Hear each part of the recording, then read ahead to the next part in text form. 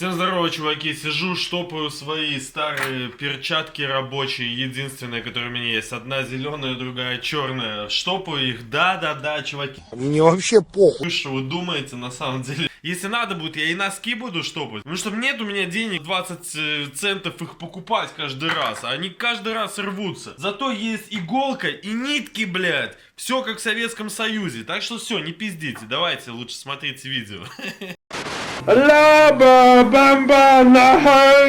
Значит, я понял, почему наши Мерседесы так гниют. Держатся. Ну, не тут, конечно. Крыло, не зря его называют крылом, оно уже стремится взлететь. Что будет такая же ситуация, как у меня. Шпаклевки, да хуище. Такую баклажку, из нее будем делать локер на заднее колесо. Так, на следующий день. Ну, что может быть проще, чем заварить такой маленький кусочек, подумаете вы, да? Но на самом-то деле это настолько сложно. Невозможно подлезть, приходится снимать колесо и вот эту защиту. И пытаться как-то отсюда. В общем, и тут еще, ну, вот эта штука. Ну, как бы вы понимаете, да? Рива! Лаба бамба нахай!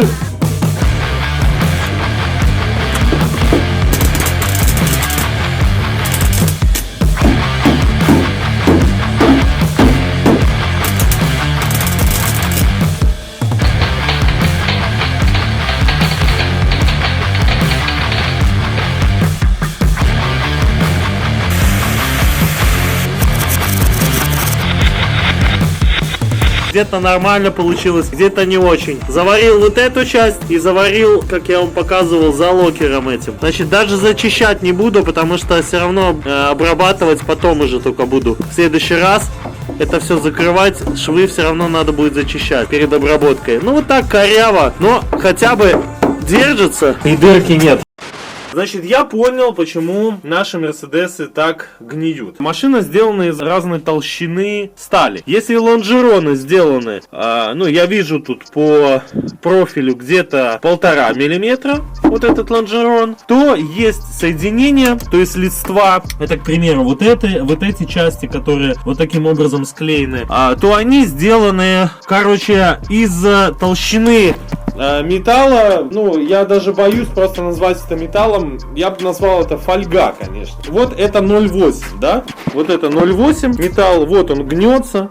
Тот кусок, который я вырезал конкретно вот с этой ниши, он составил, наверное, где-то 0,6 или даже меньше. То есть качество именно металла, я не знаю как по качеству, но по толщине оно максимально тонкое. Понятно, что все производители, ну, нет смысла сюда там лепить что-то более толстое, потому что это не силовая часть, в отличие от вот этого усилителя, да? То есть понятно, что это просто листва, которая навешивается на скелет и как бы обладает свойством просто закрывать полости. Это понятно. Но с другой стороны, почему еще машины гниют? Потому что есть вот такие, вот эта часть, куда ложится колесо, оно сделано с такой специальной заглушкой технологической. Сюда уходит излишки воды, здесь что-то разлилось и так далее. Также вот смотрите, есть еще такая вентиляционная штука, через которую тоже, как мы видим, достаточно много влаги попадает под ковролин. Зачем она сделана, я, честно говоря, не знаю. Напишите в комментариях.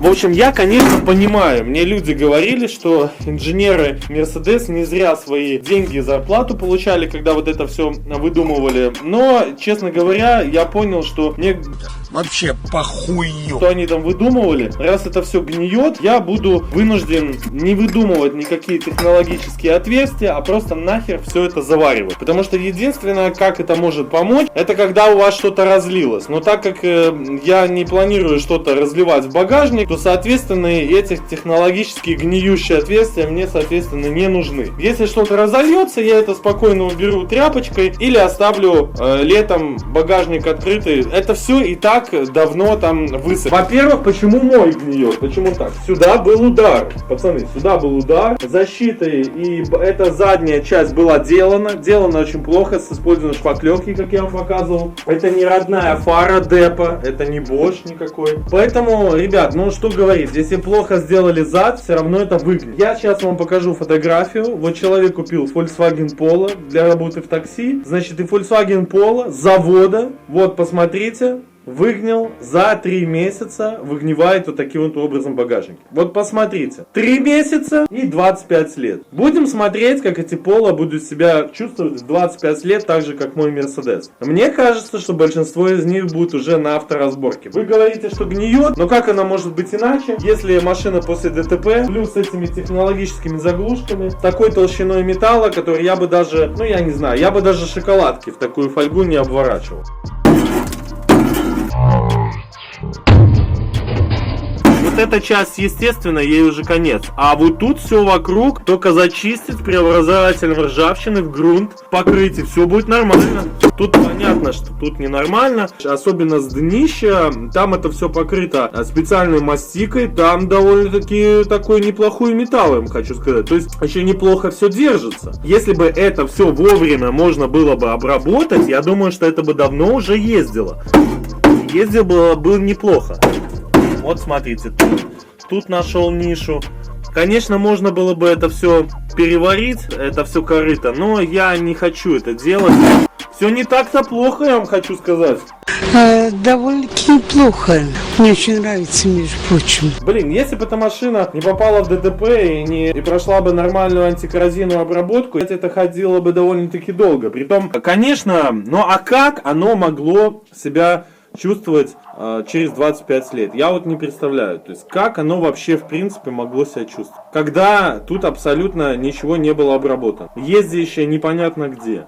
Чудес не бывает.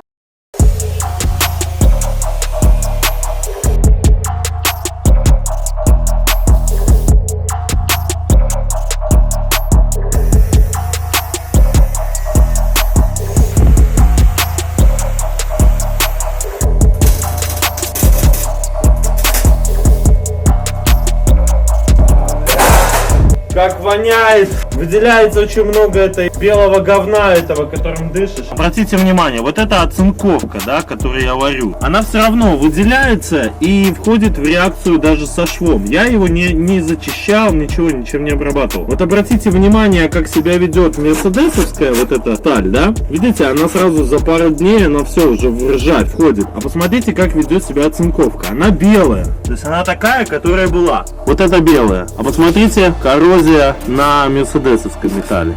Ну и давайте последний раз насладимся вот этой дырой. Я, честно говоря, не знаю, что я с ней буду делать. Задний стопак, он превратился уже обосранное говном какое-то чудо. Все сюда залетает. В общем, надо что-то тут делать. Надо какие-то латки вываривать, что-то наваривать. Я, честно говоря, не знаю, как тут. Потому вот эта ржавь, она уже пошла в крыло. Пошла уже сквозь даже крыло. Как тут вываривать, это, честно говоря, непонятно. Это называется усилитель. Вот это. Сильный, мощный, надежный усилитель. Вот он. Это все под выхлопной трубой, конечно же. Вот. Ну и вот это крыло, не зря его называют крылом, оно уже стремится взлететь. Ну это просто пиздец. В общем, работы тут дофигища. А время, как всегда, на это нету.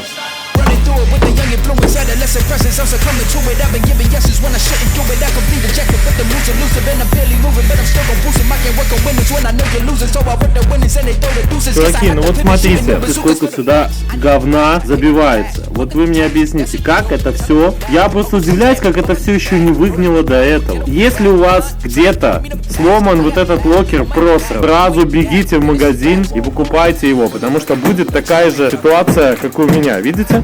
Это не значит, что у меня такой сильный кулак. Это значит, что очень слабый Мерседес.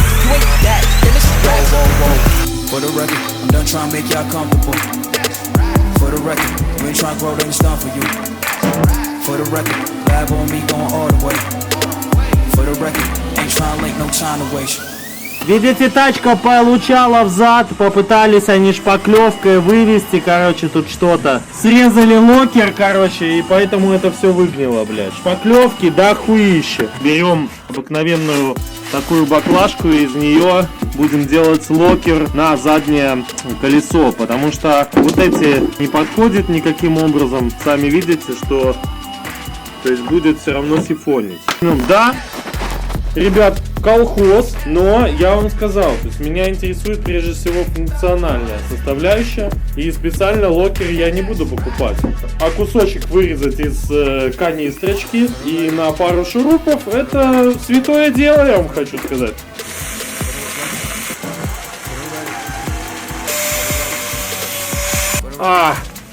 Болгаркой подрезал палец, блядь. Вот отсюда, смотрите, как получилось, оно закрыло все. И посмотрите, как отсюда получилось. Даже удалось сохранить наклеечку, как видите. И кто мне сейчас скажет, что это плохая затея? Я считаю, что это очень хорошая затея. Вот это все потом скроется за бампером, то есть этого не будет видно. И будет отлично закрывать от всего того говна, которое летит. Надо было изначально это сделать. Так что лайфхак стоимостью $0. А сколько он экономит в будущем? Пользуйтесь. Ну чё, короче, пока вы смотрели это видео, я уже заштопал свои перчатки. Блин, не хочу я ехать в этот гараж. Реально, вы посмотрите, что за погода.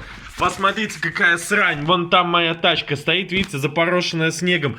На самом деле, просто, не стоит мне по такой погоде ее делать. Но она все равно уже лучше выглядит, блядь. Даже вот без бампера она лучше выглядит и лучше ездит, чем раньше. Будем ждать вдохновения и ехать. Пока, все, всем пока. Увидимся.